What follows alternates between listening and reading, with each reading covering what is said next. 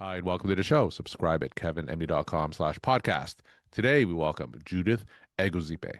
She's a physician and public health advocate. Today's Kevin MD article is Hope is the Lifeline, a deeper look into transplant care. Judith, welcome to the show. Thank you so much, Kelvin. It's truly an honor to be here to help shed more light on organ transplantation for the healthcare professionals who have been working in this field, especially from the perspective of patients and the clinicians who advocate for them. I am a physician and I hold a master's degree in public health, where I work at the intersection of transplant advocacy, public health, and research.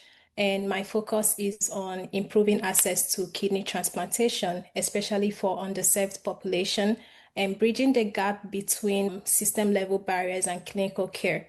So over the last few years, I have had the opportunity to work with patients navigating complex transplant pathways. And I have seen firsthand how trust, hope, and communication are just as essential as lab values and Mhm. procedures.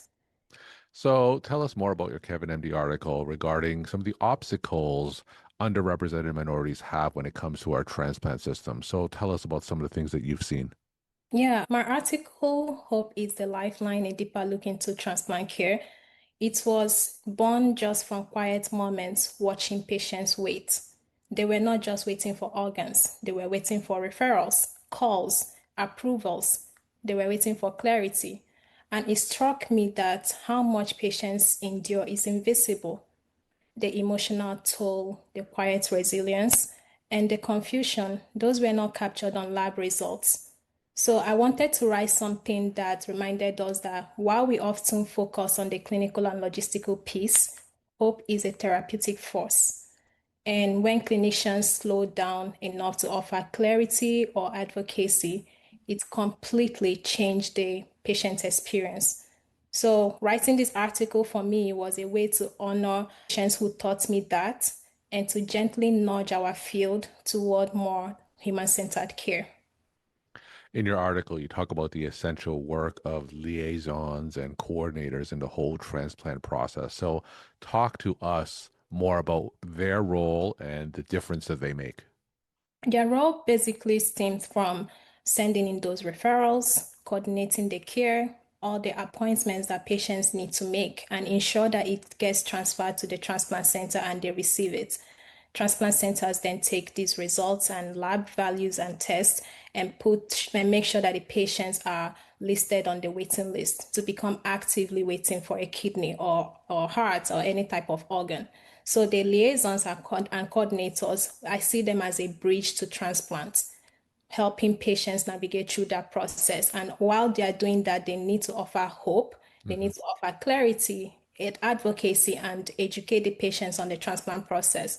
I've come to realize that most patients are stuck in limbo. They don't know what the next steps would be. What do I do? As a matter of fact, what is transplant? So most times it's our duty as healthcare professionals, coordinators, liaisons to educate the patients and accurately make them understand what they are getting into. Mhm. Now, in your article, you talk about the simple task of transportation, and that's a powerful example of a systemic barrier. So, just talk to us about something that we often take for granted, transportation, and how these non-medical hurdles can really derail a patient's path to transplant. Yeah, transportation, I have seen where most patients are not able to get to appointments due to lack of transportation. They don't have a ride. They're not able to secure a ride to get to their evaluation appointments, to get to the appointments that are being scheduled by the transplant centers. So because of this transportation is lost, they are not able to get actively waitlisted. So most times this is like a huge barrier that we have to always solve for. Most patients are just like maybe in a geographical location that they can get the right to get to another transplant center, and they are forced to like go out of town. For example, if the transplant center is not located within their vicinity, how would they get there? So these are the things that we'll have to keep put into perspective while we educate patients about and try to also explore other means, maybe telemedicine for Hmm. evaluation appointments, or kind of try to get them to the appointments one way or the other. So you mentioned earlier about how we in healthcare sometimes we need to slow down and look beyond values in a busy clinical setting. So just from your perspective in the transplant space, what are some ways that we can do that? And again, talk about the difference slowing down can make to our patients. Yeah, when I mean slow down, when we slow down sometimes when to offer clarity and advocacy, we tend to actually listen, Hmm. actively listen to our patients. We are not always going to, oh, get this done, get that done. Once we slow down, we can hear clearly what our patient needs. But if we are all stuck in, this is what the template says, you have to get this and you get this done, you won't be able to listen to those offers that the patients are being placed up for you to actually listen to. And you will just go past it. It's always going to be in a fast pace where you have to get this done and that's it. But do I have the bandwidth to get it done? Hmm. So slowing down means actually actively listening to your patient, learning your patient and knowing what your patient needs. So in your article, you touch upon the hardest moments that you've seen, sometimes when patients don't survive the wait. Tell me what effect that has on you and how does that strengthen your commitment to advocacy? Yeah, when I mean most patients don't survive the wait, is all in that clarity, the Hmm. uncertainty of if they're ever going to get a transplant, if they're ever going to get an offer, if they're ever going to be called. So while in that wait, they don't know what's going to happen next. And most people wait without the clarity. What are the next steps? What do I have to get done? They are just waiting. So this is also where we come in as healthcare professionals to offer hope, to offer assistance, to make it clear enough that this is what you need to get done. You are not just waiting, you are actively getting things done to become active on the list. The goal is always the transplant. The goal is always to get transplanted. So for patients and for healthcare professionals, it's about coming together to work closely together to understand that while they are just waiting, make it clear enough that these are the things you need to get. And if the patient is not eligible for this process, it's always good to like let them know early enough or find another way, like maybe solve for the issue that has made them ineligible. Most patients have comorbidities that they Hmm. have to actually address first before pursuing transplants. So I believe in letting them know early, and this all comes with advocacy, the clarity of what the process is about.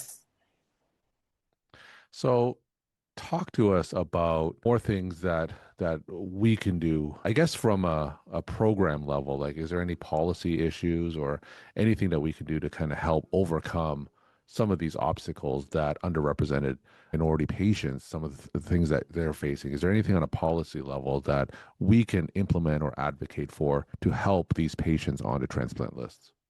Yeah, I know as healthcare professionals, we can't fix the system flaw, but I believe that we can bridge that gap Hmm. and bridging the gap in the sense that with what they are facing, they really have to understand again, they have to understand what the process is about. And some of these policies are probably breaking down on what fixing probably transportation access, medical access, healthcare access, insurance problems, kind of like the policies that the government will put in place, Medicaid, Medicare patients being able to access healthcare needs or whatever test that they need to complete. So, from a healthcare perspective, I believe in working together with the patient to make sure that this access is being given. That is one policy that I would actually love to see addressed. In your article, you also talk about the family and social support. You told a story about a young father who hesitated to tell his wife about his diagnosis. So tell us the importance of that type of familial support in these situations. Having a loved one and having an advocate who would always go with the patient to transplant evaluations, the tests, it's very essential in the sense that they would understand what the patient needs. Some patients might be too tired. For example, take dialysis. Dialysis could cause fog, fatigue at the end of the day. But having an advocate who knows what medication, what days of dialysis, what test is being needed by the transplant center. This actually helps the patient to navigate through the process effectively. So the importance of an advocate in all of this is that this is a very critical part and a role, and whoever that is going to take on this role needs to be mentally and ready, prepared to actually take on this task. Now let's ask a question from the patient perspective. Tell us some pieces of advice that you could share with patients, perhaps with a newly diagnosed end-stage kidney disease who is feeling completely overwhelmed by the entire transplant process. What kind of advice can you share with these patients? Take it one day at a time. I know it's a new diagnosis is overwhelming, but you will definitely get through it. And the importance of educating them earlier on before they actually get to stage 5, for example, is very important because the longer they stay on dialysis, the more impact it has on their heart. So education comes in first. Educate them about the need for organ transplantation. Once that is done, the patient can quietly and easily navigate through that process. I know a new diagnosis might be overwhelming at first, but they'll get through it. We're talking to Judith Eguzoikpe. She is a physician and public health advocate. Today's Kevin MD article is Hope is a Lifeline, a deeper look into transplant care. Judith, let's end with some take-home messages that you want to share with the Kevin MD audience. Yeah, I just want to say that hope isn't just something our patients bring with them.